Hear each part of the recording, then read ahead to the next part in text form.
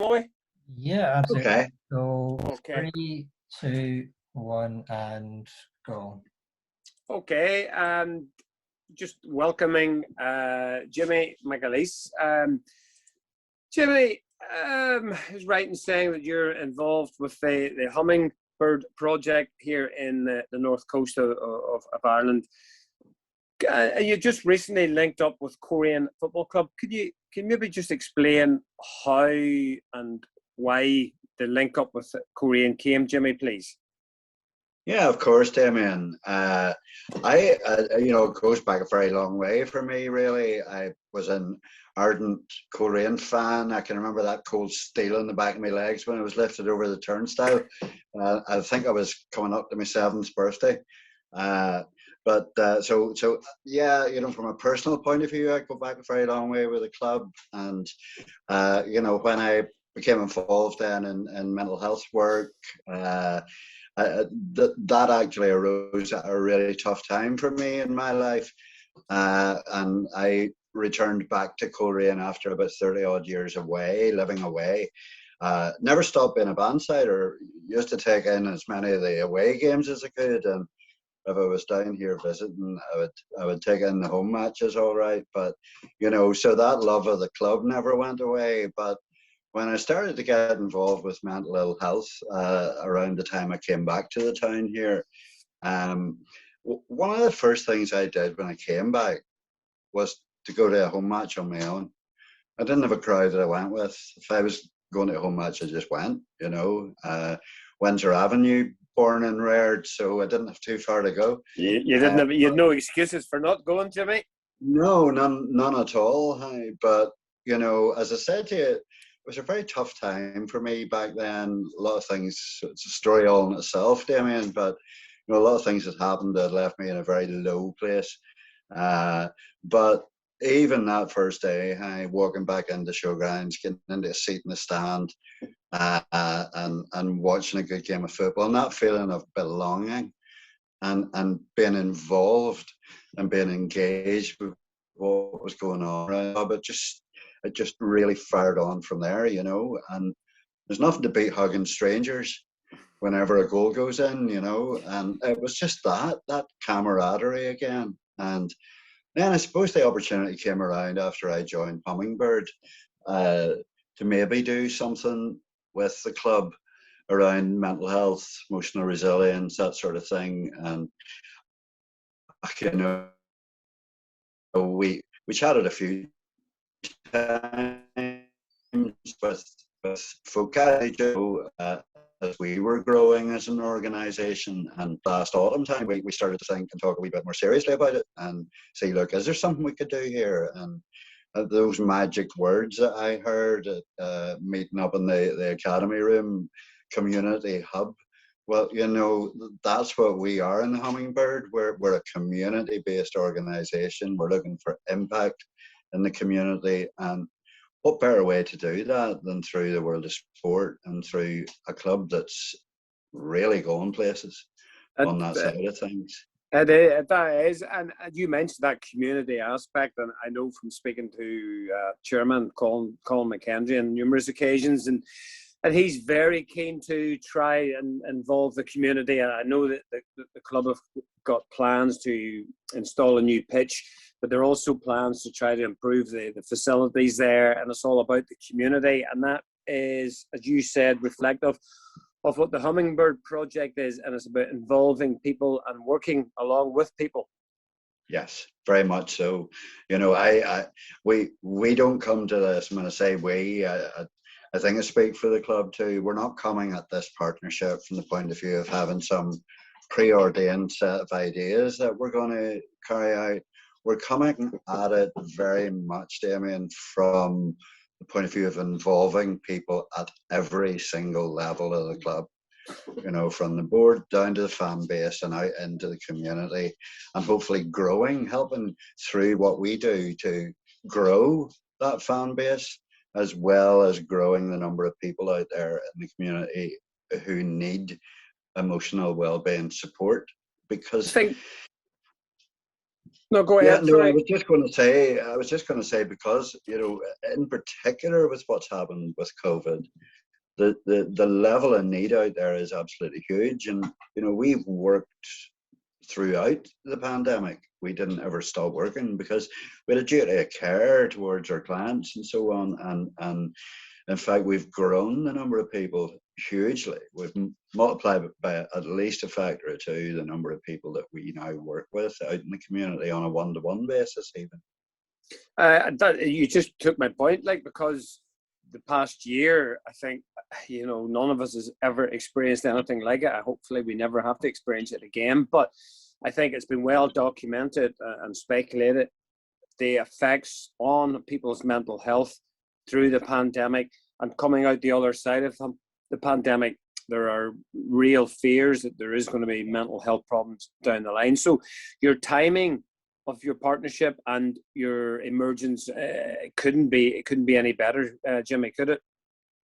Well, no, I think time is everything here for ourselves and the club. We recently celebrated our 50th. We've been, working away in the background in the northwest here and further afield in Belfast and other parts of the country as well. But I think the timing is absolutely right here for a partnership like this. It is something rather unique. We're not a traditional mental health type of organisation. We're a little bit quirky. We're a social enterprise. We're very innovative in what we try to do. We're always looking for a different way to do things or a way to improve what we do.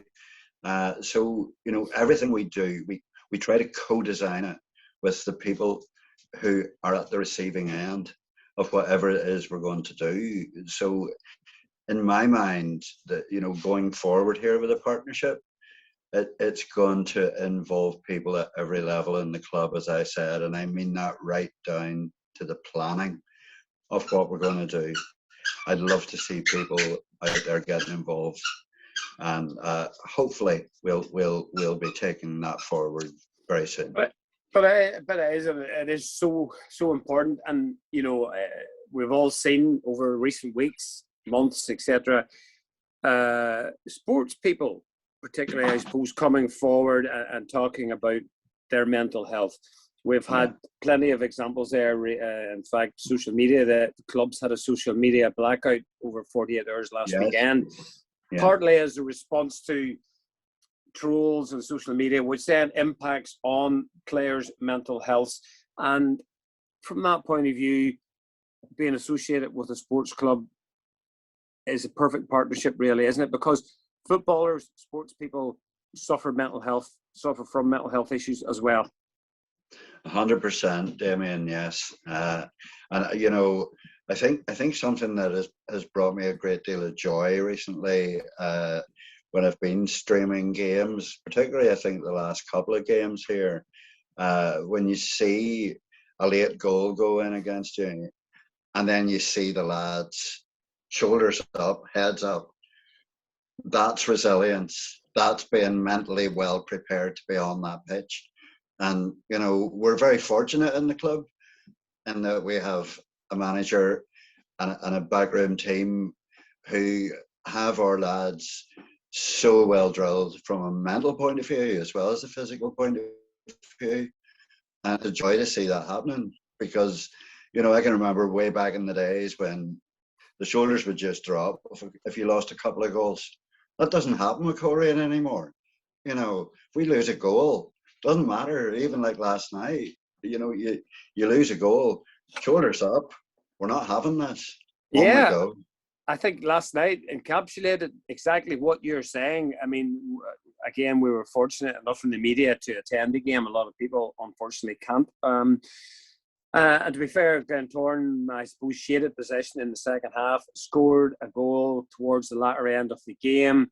As you rightly say, we've all seen teams in the past folding in that position, but as you rightly say, we responded in such positive fashion, and not for the first time this season. And the fact that they've lost so few games is testament to their Yeah. mental fortitude. And as you say, for that, the manager and the backroom staff and the players deserve enormous credit.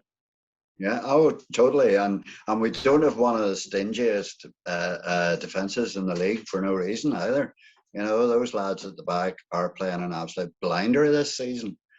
It's fantastic to see, you know. And I think through the partnership, you know, what I would really like to try and achieve, I suppose, is to give as many people as possible the opportunity to have that ability to determine, you know, their own mental health and emotional needs, and to seek help for those early, and to build their resilience skills, because that's what keeps you going, you know. And I guess the earlier that you can ask for help and reach out, the better, because that, you know, you're tackling a much smaller problem than what you might be months down the line when things have all started to disintegrate for you. So, you know, we're very into prevention work as well as intervention work that we do one-to-one with people.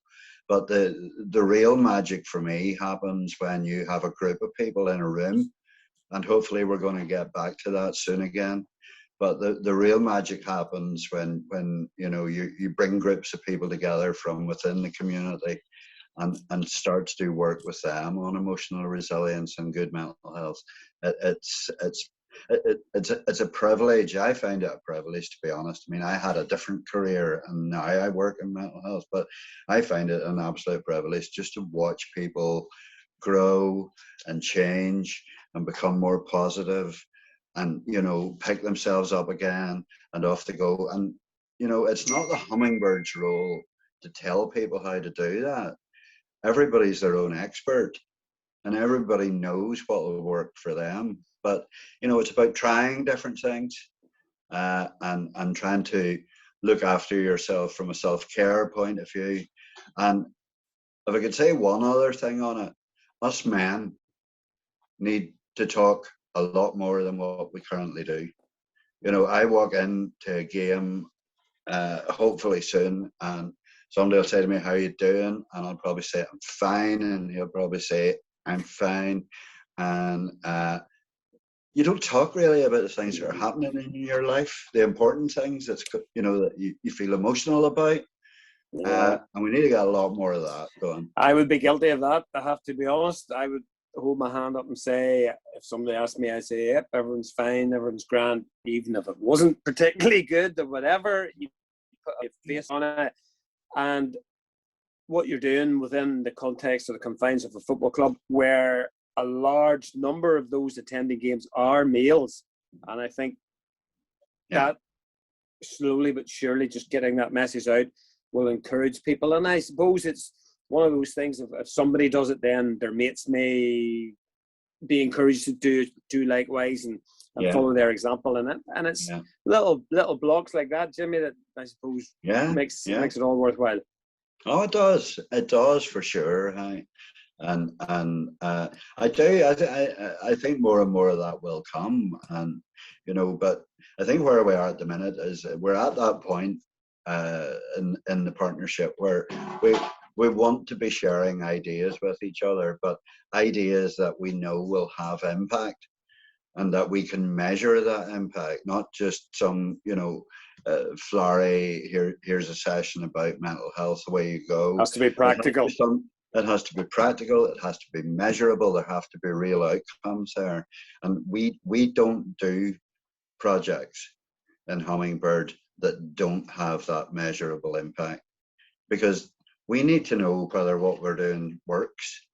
We're lucky enough to have spent 5 years gathering evidence for around what we do and proving that it works, with help from our friends at a big university locally. I'm not going to say which one because others are available.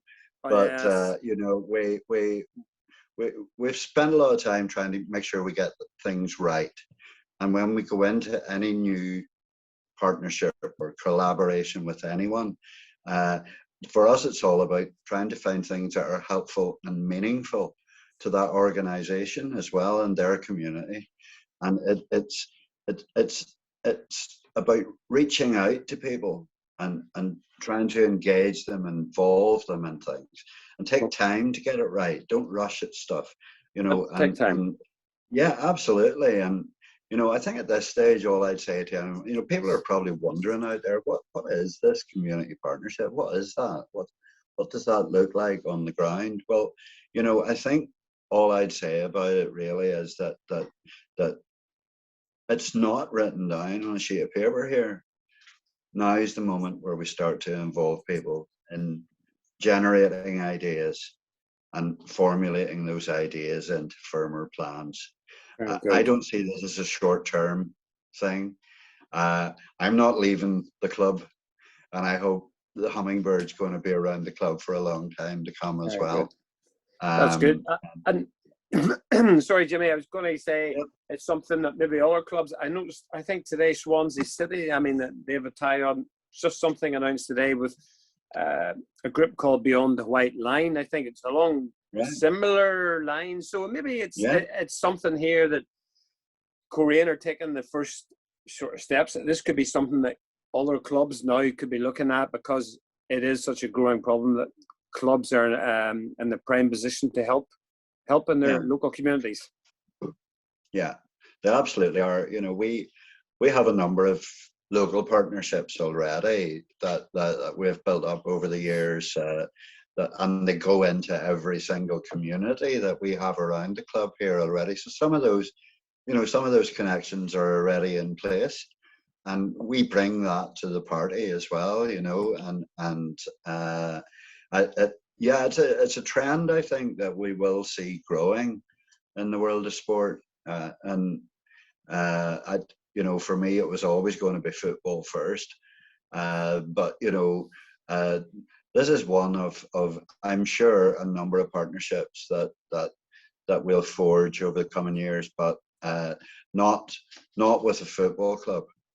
It was always my dream with Hummingbird that it would be Korean. Yeah, well, you go back a long way, I suppose, and, you know, once it's in your blood, Jimmy, like that, it's hard. But Korean, it's a great time to be involved with them. As you said earlier, the club on the pitch, they're really going places. I mean, they're battling away. Game lead, 3 games to go. They're second as we speak. Linfield look like they've got the league title, one hand on it at the very least. Second place, well within Korean's grasp, and I mean that would be a tremendous season, Jimmy, wouldn't it, for the players, the management, and the fans, who unfortunately haven't been there to see it this year. Yeah. I honestly, yes, I 100% agree with you. Second place in the league this year would be a fabulous achievement for us, because what it shows is consistency. It shows that consistently we are up there challenging for that. And as far as I'm concerned, it's only a matter of time till we lift that trophy. It'll not be long, you know, and I've no doubt we'll lift it. And I hope I'm there. Well, I hope we're all there, and more importantly, I hope all the fans are there. And just, I suppose, finally, Jimmy, before we let you go, in terms of mental health, fans, one thing that could help everybody's mental health is getting spectators back. And when that day comes, Jimmy, I think you mentioned it earlier, that fact, that thing of hugging strangers, you know, we've all been there at sporting events, whether it's football, Gaelic, rugby, whatever your chosen sport, but there's nothing that comes close to that in terms of just mental well-being, is to celebrate as a community or as a group of people, fans. That the sooner that comes back, the better, I should say. You're absolutely right.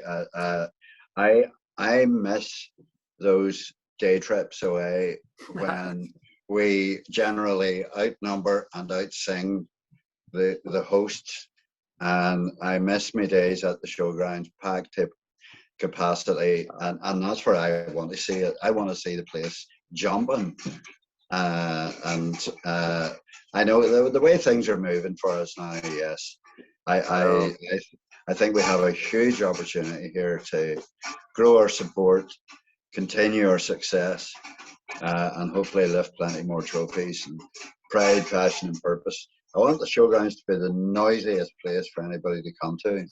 Well, I think if they keep going the way that they're going, and they can keep getting success, and I think it's just the players, the honesty and the hard work of the players and the management. I think that's all we want to see as supporters, isn't it? And if they maintain that, then they'll get full backing from supporters. Yeah. Oh, they will for sure. They will for sure. It's all there, you know, and I think the club during this period where we haven't been able to get in the gates, I think. Hold on, I'm going to move this. I think the club have played an absolute blinder in terms of keeping in touch with the fan base and providing us with lots of up-to-date information through all the social media and through our podcasts, and by providing us with a stream that has become of the most high quality. It is fabulous, you know. And you know, I have a friend who comes and we sit and we watch every game, and we're very fortunate. But the club have also been doing some really good things in the background, helping people who are struggling a wee bit individually with their own mental health. Just little gestures, but it's all come through the club, and they should be very proud of what they're already doing in the community. Very good. We ain't seen nothing yet. Well, Jimmy, I think you should be very proud as well in the work that you guys are doing with the Hummingbird and now in conjunction with Korean Football Club. And I think, as you said, things can only get bigger and better as we move forward. And hopefully we could draw a line onto this season, get sort of started back the next season, get the fans in and get them involved and get talking to one another. And as I say, anybody that needs help, how would they get in touch with yourselves, Jimmy, at Hummingbird, just if they wanted to? Best way to contact me is probably on my email address, jimmy@thehummingbird.org.uk, or you can ring me if you want. I'm quite happy to take calls. 07712 269 604. That is brilliant. Thank you very much, Jimmy, for that. And I'm sure, and I wish you all the best. Some ways I hope you don't get too many calls, and then other ways I hope you do get plenty of calls. So it's one of those, isn't it? We don't know. So it's been a pleasure talking to you, and thank you very much for your time. And we'll hopefully see you around the showgrounds come the start of next season, Jimmy. Hopefully see you soon, Damien, and thanks so much. Thank you. Thanks, Jimmy. Okay, bye now. Bye.